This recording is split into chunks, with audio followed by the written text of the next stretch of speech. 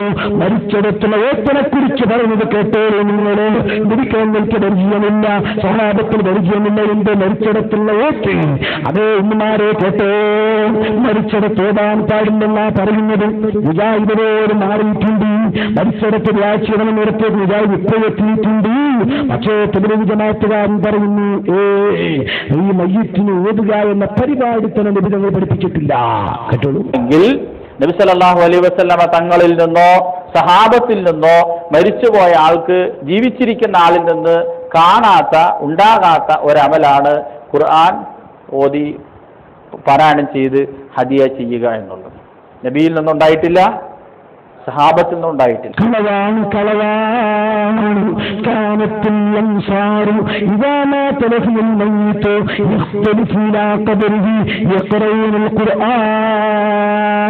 അറുഹെന്ന കിതാബിൽ കയ്യിൽ തന്നെ പഠിപ്പിച്ചില്ലേ, സ്വഹാബത്തിന്റെ ഒരാൾ മരണപ്പെട്ടാൽ ഊരം വെച്ചുകൊണ്ടവർ ഖുർആൻ പാരായണം ചെയ്തിരുന്നു.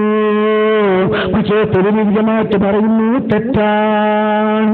ഞാൻ ചുരുക്കട്ടെ, തലക്കീനെ പറ്റി പറഞ്ഞു കേട്ടോ, പരിഹരിച്ചുകൊണ്ട് പറയാൻ. ചില സ്ഥലങ്ങളിലൊക്കെ തൽക്കീനുമുണ്ട്. തൽക്കീൻ എന്ന് പറഞ്ഞാൽ ഓർമ്മപ്പെടുത്തി കൊടുക്കുക എന്നുള്ളതാണ്. തൽക്കീൻ എന്ന് പറഞ്ഞാൽ ഓർമ്മപ്പെടുത്തി കൊടുക്കുക എന്നുള്ളതാണ്. ആരാണ് ഓർമ്മപ്പെടുത്തി കൊടുക്കുക? പള്ളിയിലെ മുക്രി. പള്ളിയിലെ മുക്രിയുടെ ജോലിയാണ് മരിച്ചുപോയ മയ്യത്തിന്റെ തലക്കും ഭാഗത്ത് ഇരുന്നിട്ട് മൂപ്പർക്ക് ഓർമ്മപ്പെടുത്തി കൊടുക്കുകയാണ്. എന്താണ് ഓർമ്മപ്പെടുത്തി കൊടുക്കുന്നത്? മൂപ്പർക്ക് തന്നെ അറിയില്ല എന്തൊക്കെയാണ് മൂപ്പർ ചോദിക്കാൻ പോകുന്നത്. അതുകൊണ്ട് മൂപ്പർ എഴുതി വെച്ച കടലാസമായിട്ടായിരിക്കും എന്ത് ചെയ്യുക, വരിക. കാരണം കടലാസായിട്ട് മൂപ്പർ വന്നിട്ടില്ല എങ്കിൽ മൂപ്പരെ ജോലി തെറിച്ചു പോകും. കാരണം ആ പള്ളിയിൽ ജോലി ചെയ്യണമെങ്കിൽ ഇതൊക്കെ ആവശ്യമാണ്.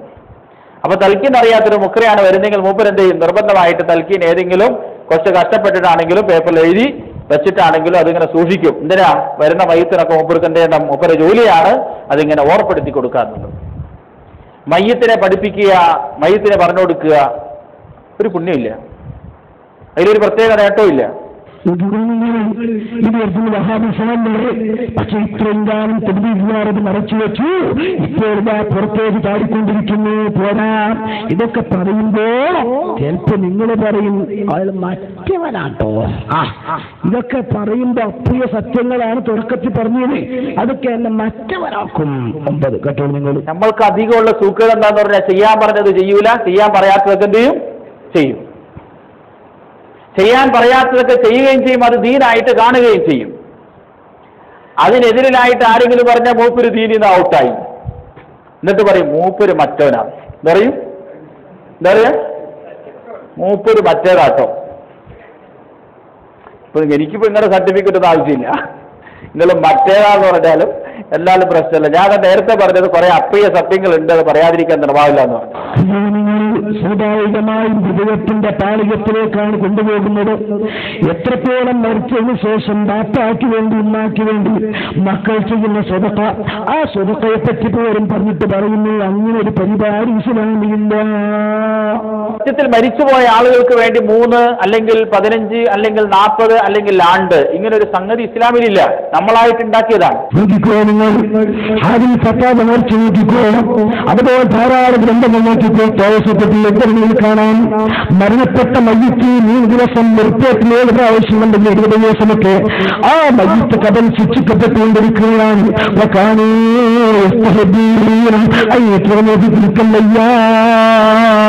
അത്രയും ദിവസങ്ങൾ ഭക്ഷിപ്പിക്കൽ സ്വഭാവത്തിൽ ഇഷ്ടപ്പെട്ടിരുന്നു എന്ന് ഈ തെളിവെടിച്ചുകൊണ്ട് ചെയ്യുമ്പോൾ അതിനെയും കൂടെ പരിഹസിക്കുന്നു. ഇനി ഇതുപോലെയുള്ള ഒരുപാട് പുത്തനാശയത്തിന്റെ വാചകതകൾ തബ്ലീഗ് ജമാഅത്തിനുണ്ട്. പക്ഷേ എന്താണ് തബ്ലീഗ് ജമാഅത്ത് എന്ന് അവരെ ജുദ്ധയും താരിയും തെറ്റിയും പുറത്തായും മാത്രം കണ്ടുകൊണ്ട് 40 ദിവസമോ 16 ദിവസമോ പോകുന്ന സാധുക്കൾക്ക് അറിയില്ലല്ലോ. അവര് മനസ്സിലാക്കിയ നിസ്കരിപ്പിക്കുന്ന പാർട്ടിയാണ് എന്ന്. പക്ഷേ തുറന്നു നേതാവ് തന്നെ പറഞ്ഞതെന്താ? നിസ്കരിപ്പിക്കുന്ന പാർട്ടിയല്ല ഇത്. പിന്നെ എന്തിനാ നിസ്കരിപ്പിക്കുന്നതെന്ന് ചോദിച്ചാൽ നമ്മുടെ യഥാർത്ഥ ലക്ഷ്യമുണ്ടെന്നിരിക്കെ ഈ ചുറ്റിക്കറങ്കലും തെളിവിട്ട് കെളിമണമാക്കി കളിക്ക് നമസ്കരിപ്പിക്കലും കെളിമ ചൊല്ലിക്കൊടുക്കലുമൊക്കെ ഹമാരെ പൂർവ്വ സാധിക്കുക നമ്മുടെ യഥാർത്ഥ ലക്ഷ്യത്തിൽ നിൽക്കുന്ന ABCD മാത്രമാകുന്നു.